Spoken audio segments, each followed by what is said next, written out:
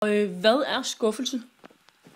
Jamen, skuffelse, det er jo, når man forventer noget, som ikke bliver honoreret. Ja, okay. Hvordan har vi det, når vi bliver skuffet?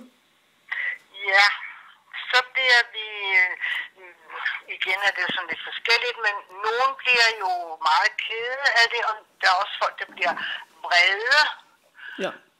Og der er også nogen, der jo netop isolerer sig, og det er lidt forskelligt, og det er også der er lidt forskellige følelser bag, men tit er det sådan en blanding af forskellige følelser. Okay. Bliver skuffelsen liggende i os?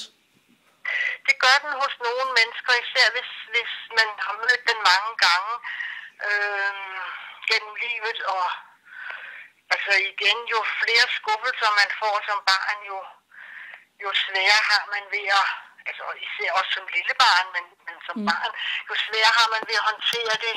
Altså nogle skuffelser vil man jo altid få, det er måske også meget sundt, men sådan en vis mængde